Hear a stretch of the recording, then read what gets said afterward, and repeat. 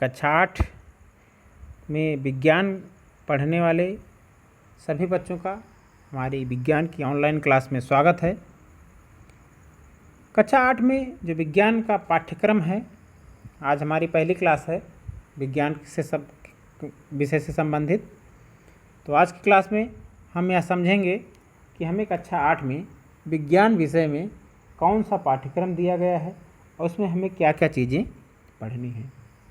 तो आज का जो टॉपिक होगा वह कक्षा 8 के विज्ञान के पाठ्यक्रम से संबंधित है। तो चलिए शुरू करते हैं और ध्यान से देखते हैं कि हमें पूरे पाठ्यक्रम में कक्षा 8 के क्या क्या चीज़ें पढ़नी हैं। बहुत ही इंपॉर्टेंट चीज़ें हैं, एक खाका क्लियर होगा आपके दिमाग में कि कक्षा 8 में हमें क्या पढ़ना है।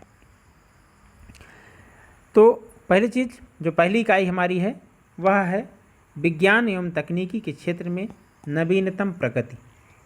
क्या क्या प्रगति हुई है विज्ञान एवं तकनीकी क्षेत्र में, नई नई क्या खोजें हुई हैं उसके बारे में पढ़ेंगे।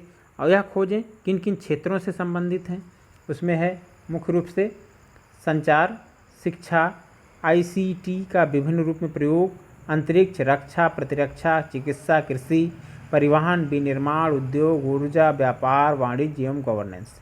यह सारे जो क्षेत्र हैं, विभिन्न क्षेत्रों में विज्ञान एवं तकनीकी के क्षेत्र में क्या नई प्रगति हुई है वह हमें पहली इकाई में अपने पढ़ना है।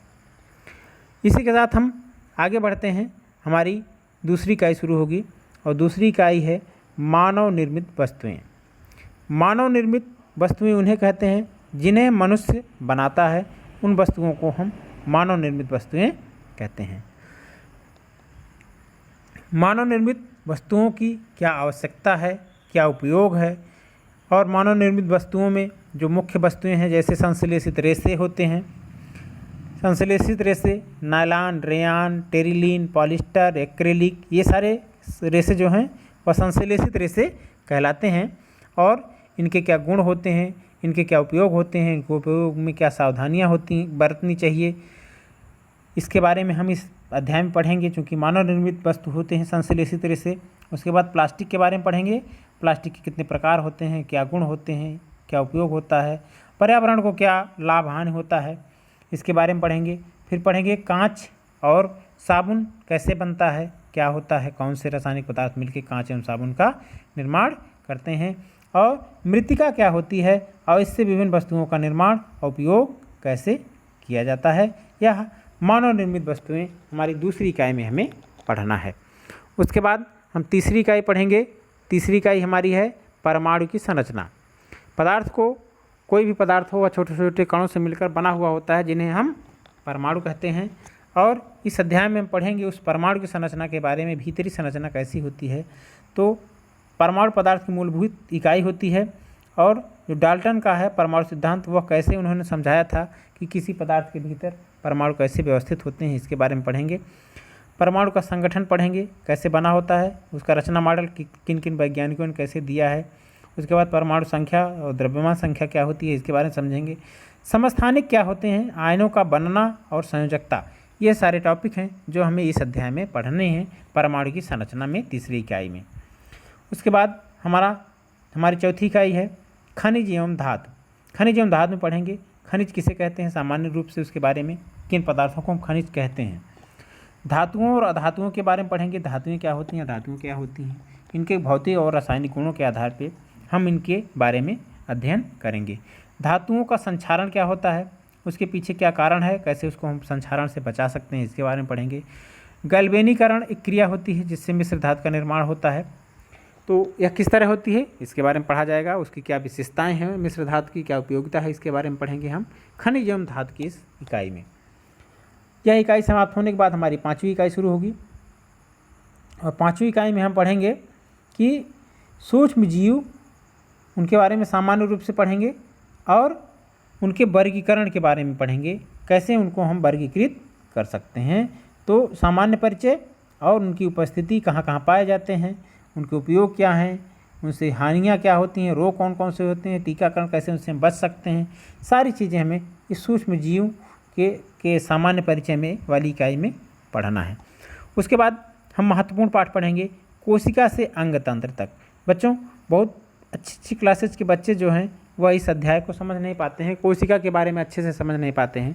यहाँ अगर आप ध्यान से पढ़ लेंगे कि कोशिका क्या होती है और उससे कैसे हम विकसित होते हुए अंग तंत्र तक पहुँचते हैं, तो आपको आगे की क्लासेज में कभी कोई दिक्कत नहीं होगी। तो इसमें हम इस इकाई में क्या पढ़ेंगे, कोशिका की संरचना एवं कार्य क्या है, उसकी कोशिका की संरचना में केंद्रक पढ़ेंगे, रिक्तिकाएँ, कोशिका झिल्ली, कोशिका भित्त, हरित लवक, ये सारे कोशिकांग जो होते हैं उनके बारे में पढ़ा जाएगा। पादप एवं जंतु कोशिका में क्या अंतर होता है, पौधों की और जंतुओं की कोशिकाओं में क्या अंतर होता है, यह भी इसी अध्याय में पढ़ेंगे। ऊतक किसे कहते हैं, तंत्रिका तंत्र क्या होता है, अंतःस्रावी ग्रंथियाँ क्या होती हैं, और पौधों में हार्मोन द्वारा कैसे समन्वय स्थापित किया जाता है, वह हमें इस इकाई में ही पढ़ना है। इसके बाद हम पढ़ेंगे अगली इकाई, जंतुओं में जनन की क्रिया कैसे होती है। तो जंतुओं में जो जनन की क्रिया होती है वह कई विधियों से होती है। एक होता है अलैंगिक जनन, दूसरा होता है लैंगिक जनन, और उसके जननांग कौन कौन से होते हैं, कैसे निषेचन किसे कहते हैं, भ्रूण क्या होता है, इसका विकास कैसे होता है, जरायुज एवं अंडीज को क्या किसे कहते हैं, यह सारी चीज़ें हम पढ़ेंगे इस अध्याय में, जंतुओं में जनन। इसके बाद हम देखेंगे कि किशोरावस्था क्या होती है, उम्र के साथ कैसे बदलाव होते हैं, उस समय के कैसा भोजन चाहिए, कौन कौन से लक्षण हैं किशोरावस्था के, प्रजनन एवं स्वास्थ्य के बारे में क्या जानकारी होनी चाहिए, लिंग निर्धारण कैसे होता है। इसी अवस्था में लोग धूम्रपान, मादक द्रव्यों से ज़्यादा आकर्षित होते हैं, नशाखोरी से, तो उसके बारे में जानना है कि उसके क्या दुष्प्रभाव होते हैं। जनसंख्या वृद्धि के बारे में क्या कारण है, इसके बारे में जानना है।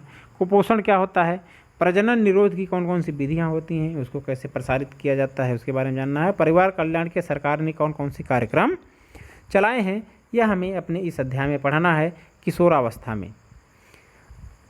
और इसके बाद हम पढ़ेंगे, हमारा अगला अध्याय होगा विकलांगता। विकलांगता हम पढ़ेंगे कि विकलांगता किसे कहते हैं, क्या लक्षण होते हैं विकलांग के, कितने प्रकार की विकलांगता होती है, इसमें हम पढ़ेंगे। आपसे पूछ लिया जाए कि विकलांग किसे कहते हैं, उसके क्या लक्षण होते हैं, तो आप शायद ना बता पाएँ, लेकिन इस अध्याय को पढ़ने के बाद बेहतर तरीके से आप उसको समझा सकते हैं। कारण क्या हो सकते हैं विकलांगता के, कौन कौन से, चोट लगने पे कैसा प्राथमिक उपचार करते हैं, विकलांगता के प्रति राष्ट्रीय एवं अंतर्राष्ट्रीय स्तर पर क्या प्रयास किए जा रहे हैं, और हमारा क्या सामाजिक दायित्व बनता है विकलांगों के प्रति, वह इस अध्याय का मूल थीम है। इस अध्याय में हमें यह समझना है।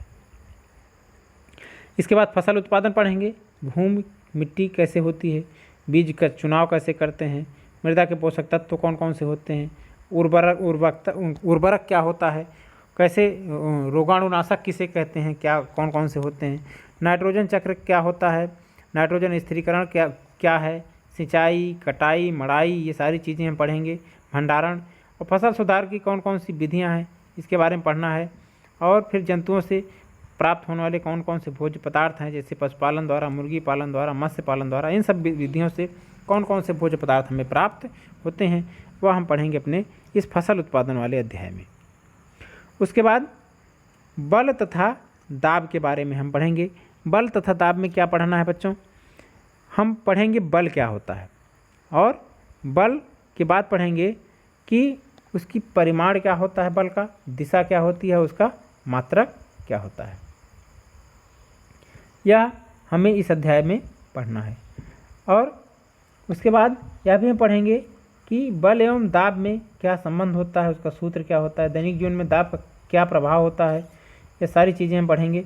और घनत्व क्या होता है, वायु दाब का दैनिक जीवन में उपयोग क्या होता है, कैसे परिवर्तन होता है, प्लवन क्या होता है, उत्प्लावन बल क्या होता है। आर्किमिडीज का सिद्धांत बहुत ही महत्वपूर्ण सिद्धांत है, हम इसी अध्याय में पढ़ेंगे बल एवं दाब में। और घनत्व एवं गहराई का क्या प्रभाव पड़ता है बल एवं दाब पर, इसके बारे में पढ़ा जाएगा। इसके बाद प्रकाश एवं हमारा आता है प्रकाशिक यंत्र, इसमें हम पढ़ेंगे प्रकाश के कौन कौन से गुण होते हैं, जैसे कि अपवर्तन, परावर्तन, दैनिक जीवन में अपवर्तन परावर्तन के क्या उपयोग हैं, लेंस कितने प्रकार के होते हैं, उत्तल लेंस, अवतल लेंस, इसके बारे में जानकारी मिलेगी। और प्रतिबिंब कैसे बनते हैं इन लेंसों से, और उसके बाद मानव नेत्र जो है वह कैसे कार्य करता है, चूँकि मानव नेत्र भी एक लेंस पर ही कार्य करता है, किस तरह कार्य करता है, और इस मानव नेत्र में कौन कौन से दोष उत्पन्न हो सकते हैं, उन्हें हम दृष्टि दोष के नाम से जानते हैं। कौन कौन से दृष्टि दोष उत्पन्न हो सकते हैं उनके बारे में पढ़ा जाएगा, उसके कारण और निवारण के बारे में। और हमारी जो आँखें हैं उसकी हम तुलना करेंगे कैमरे से, कैसे कैमरे की तरह हमारी आँखें कार्य करती हैं। फिर पढ़ेंगे हम विद्युत धारा। विद्युत धारा के अध्याय में हमें पढ़ना यह है कि विद्युत परिपथ क्या होता है, इसका परिचय किया जाएगा। हमारे घरों में जो विद्युत के परिपथ फैले होते हैं वह क्या होते हैं, इसके बारे में इस अध्याय में पढ़ेंगे। और फिर विद्युत धारा का स्रोत क्या हो सकता है, कहाँ से हमें विद्युत धारा मिल सकती है, सेल या जनरेटर से। विद्युत धारा का मात्रक क्या होता है, विभवांतर किसे कहते हैं, विद्युत वाहक बल क्या होता है, प्रतिरोध क्या होता है, ये सारे टर्म, सारे शब्द आप समझेंगे क्या कहते हैं, कहाँ होता है, ये सारी बातें हमें इस अध्याय में पढ़नी है। विद्युत परिपथ को बनाने के लिए कौन कौन से अवयव कार्य करते हैं, उनके लिए हम कौन सा चिन्ह प्रयोग करते हैं, इलेक्ट्रॉनिक्स से संबंधित सारी बातें हमें इसमें समझनी है। विद्युत धारा का ऊष्मीय प्रभाव क्या होता है, जैसे कि बल्ब जलता है तो ऊष्मीय प्रभाव होता है। रासायनिक प्रभाव क्या होता है, चुंबकीय प्रभाव क्या होता है, ये दैनिक जीवन में कहाँ कहाँ हम इसका चुंबकीय, रासायनिक और ऊष्मीय प्रभाव देखने को पाते हैं, कैसे कार्य करता है। उसके बाद इस विद्युत परिपथ चूँकि घातक होता है मनुष्य के लिए, तो उसको सुरक्षित रखने के लिए कौन कौन से उपकरण का प्रयोग करते हैं। साथ ही दो विद्युत उपकरणों अमीटर और वोल्टमीटर क्या होते हैं, इनके परिचय प्राप्त करेंगे और इनके कार्य क्या हैं हमारे विद्युत परिपथ में, वह भी हम पढ़ेंगे। उसके बाद हमारा अगला अध्याय होगा चुंबकत्व। चुंबकत्व में हमें यह देखना है कि चुंबक के गुण क्या होते हैं, कितने प्रकार के चुंबक पाए जाते हैं, उनके प्रभाव क्या होते हैं। एक टॉपिक महत्वपूर्ण है चुंबकीय बल रेखाएं, वह भी हम पढ़ेंगे आगे के क्लासेज में, बहुत ही महत्वपूर्ण होगा। और पृथ्वी हमारा एक चुंबक की भांति व्यवहार करता है, कैसे, इसके बारे में हमें समझना है। हमारा पृथ्वी भी एक चुंबक ही है, क्योंकि इसमें भी वही गुण पाए जाते हैं जो कि एक चुंबक में होते हैं। उसके बाद हमारा अगला अध्याय होगा रसायन विज्ञान से संबंधित, कार्बन एवं उसके यौगिक। कार्बन, उसके अपरूप कौन होते हैं, अपरूप क्या होते हैं, ये पहले समझेंगे, और फिर कार्बन के अपरूप क्या क्या होते हैं इसके बारे में हमें समझना है।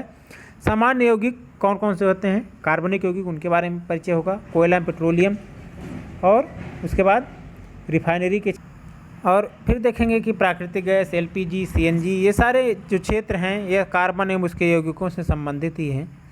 जीवाश्म ईंधन क्या होते हैं, जैसे पेट्रोलियम, कोयला, कोलदार, ये सारी चीज़ें पेट्रोलियम जीवाश्मी ईंधन कहा जाता है।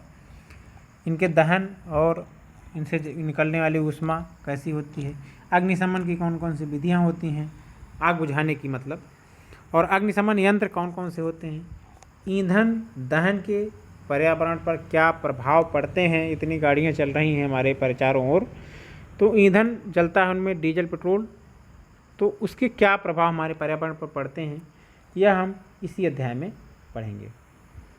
कार्बन एवं उसके यौगिक। ऊर्जा के वैकल्पिक स्रोतों के बारे में हम अगले अध्याय में पढ़ेंगे। ऊर्जा के वैकल्पिक स्रोत में कौन कौन से स्रोत हैं, कौन से सीमित स्रोत हैं, कौन सा सीमित स्रोत हैं ऊर्जा के, सौर ऊर्जा, पवन ऊर्जा, प्रवाही जल, ये असीमित स्रोत हैं, ज्वार भाटा, नाभिकीय ऊर्जा, और इनके जीवन में हमारे ऊर्जा की क्या आवश्यकता है और कैसे हम ऊर्जा का संरक्षण कर सकते हैं। बहुत ही महत्वपूर्ण हमारे जीवन से जुड़ा हुआ पाठ है, इसके बारे में हमें पढ़ाना है। उसके बाद हम पढ़ेंगे एक छोटा सा टॉपिक है कंप्यूटर। कंप्यूटर के बारे में पढ़ा जाएगा कि कंप्यूटर क्या होता है, कैसे कैसे कार्य करता है, थोड़ी सी जानकारी हमें कंप्यूटर के बारे में भी लेनी है। फ्लो चार्ट और एल्गोरिथम क्या होता है, नेटवर्किंग क्या होता है, इसके बारे में परिचय देखेंगे और उसकी उपयोगिता क्या है। इंटरनेट से थोड़ा परिचय होगा, वेबसाइट क्या है, ब्राउज़र क्या है, हॉट लिंक क्या है, अर्ल ईमेल क्या होता है, इसके बारे में हम परिचय प्राप्त करेंगे।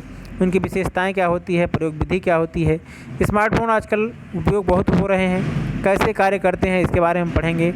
लैपटॉप के बारे में पढ़ा जाएगा, कंप्यूटर द्वारा कैसे हम उसका यूज़ करते हैं, और कुछ शैक्षिक ऐप्स के बारे में पढ़ेंगे, ऑफलाइन कैसे पढ़ाई की जाती है, शिक्षण अधिगम में उनका क्या उपयोग है। बहुत ही ज़रूरी है इस समय ऑनलाइन टीचिंग के परिप्रेक्ष्य में, तो इसके बारे में भी हम इस अध्याय में ज़रूर पढ़ेंगे। तो यह पूरा हमारा कक्षा 7 का सिलेबस है, जिसके बारे में कुल कितनी इकाई हैं हमारे पास, 17 इकाई हैं, जिन्हें हमें कक्षा 8 के सिलेबस में हमें पढ़ना है पूरे साल में। तो बहुत ही आसानी से हो जाएगा, हर एक पाठ को बहुत विस्तारपूर्वक आपको समझाया जाएगा, उसके सारे अभ्यास प्रश्न हल करवाए जाएंगे। बस आप ऑनलाइन क्लास समय पर लेते रहें और हमारे ऑनलाइन क्लास से जुड़े रहें। बाकी हम आपसे मिलेंगे अगली क्लास के साथ, पहले अध्याय की शुरुआत के साथ। तब तक आप घर पे रहें, पढ़ते रहें। हमारी बहुत बहुत शुभकामनाएँ।